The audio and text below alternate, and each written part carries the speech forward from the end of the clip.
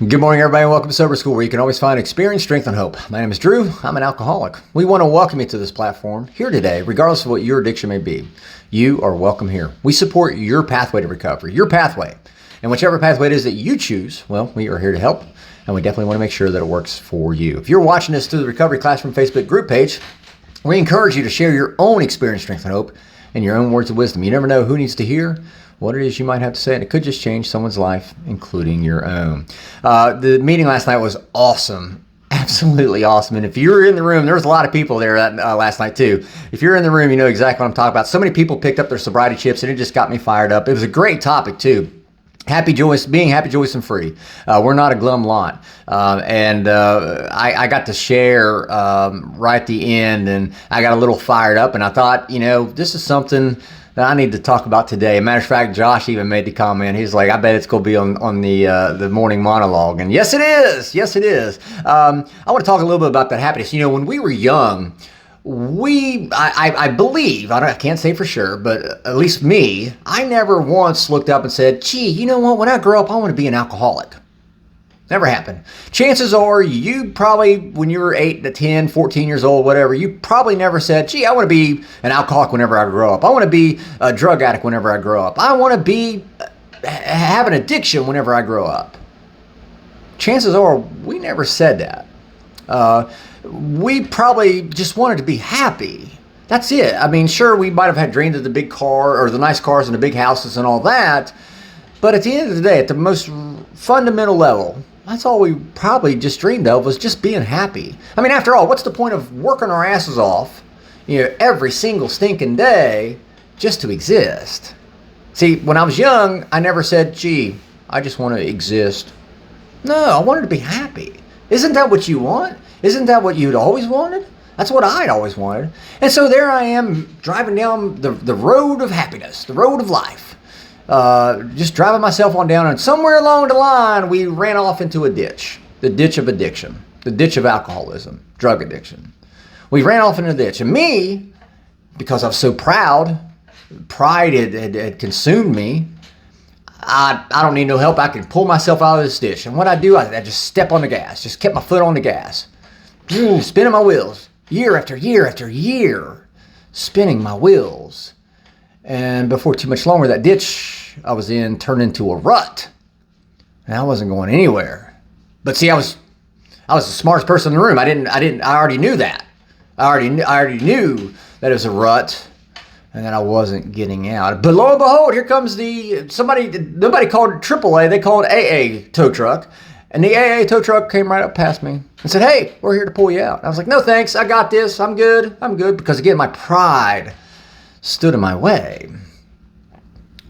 The AA tow truck said, okay, and they went on. And there I sat, in my truck, or in my vehicle, spinning my wheels again, year after year after year.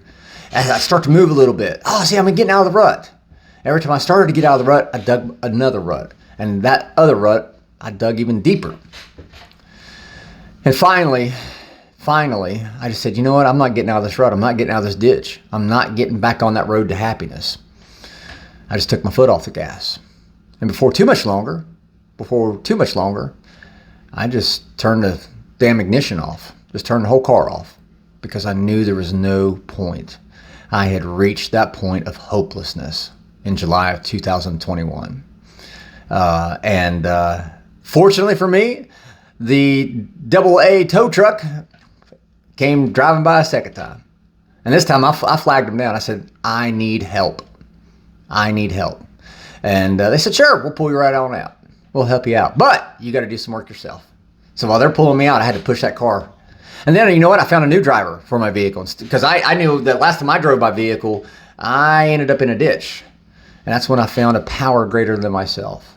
A God of my own understanding. And I put him in the driver's seat. When we are new to recovery, there's a lot of emotions, a lot of things going through our minds. But if our job is to spread the message to the newcomer that there is hope, that there is relief to our suffering, how can I do that? If they don't see me happy?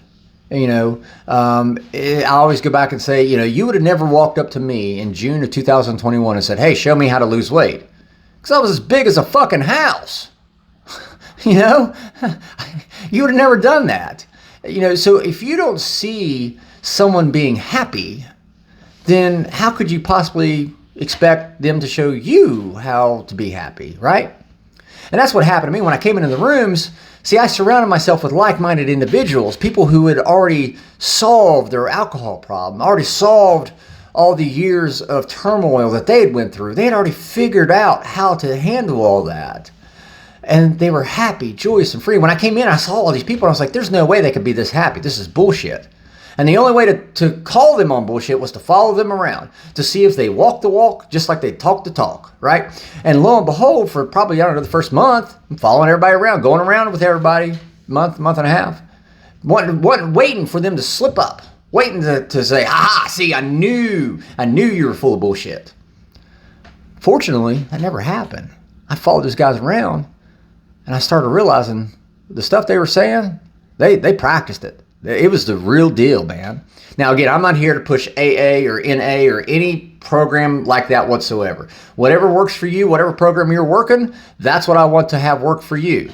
But I do know this, that if you're looking to be happy, if you're looking to be free, if you're looking for that passion and zest for life once more, you're not going to find that by yourself. You're going to have to surround yourself with like-minded individuals. And that's why, to you, the newcomer, into the program, into any program, I want to caution you. Make sure that you're getting to meetings, if you will, or getting around the people that have what it is you're looking for. I walked into a room full of hope.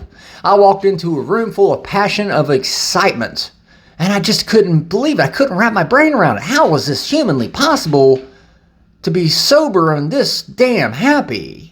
But yet it was, and I saw that. And that's when I got my first glimmer of hope. To you, the newcomer, make sure the people you are surrounding yourself with have what it is. They're able to demonstrate. It's not a forced demonstration. No, it just happens naturally.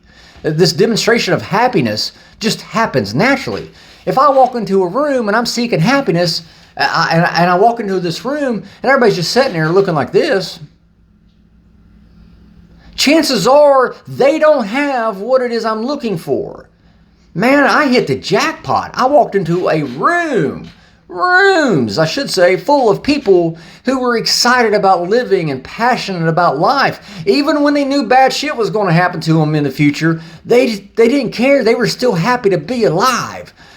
And that's whenever I put God in my driver's seat and set off back down that highway of happiness. Newcomers, pay attention to what you're paying attention to. Pay attention to the people you're surrounding yourself with. Because if they don't have what it is you're looking for, you may need to continue your search. And the good news is, there's no shortage of rooms throughout this country where you can't find people happy, joyous, and free. You can. They are there, I promise you. You just may have to try a few different rooms. You may have to try a few different meetings. Hell, like I've always said, you could have a meeting at the Waffle House. I've done that plenty of times. Ask my friends, they'll tell you too. But I encourage you. I want to encourage you. When you're going into a room, you're obviously looking for something. You're obviously looking for something. Make sure what it is you're looking for, you find in the people that you're surrounding yourself with. Make sure you find it in those people that you're surrounding yourself with. They have to have it in order to give it to you. They can't give it to you if they don't have it. And our hope is that you find what it is you're looking for. You find that happiness.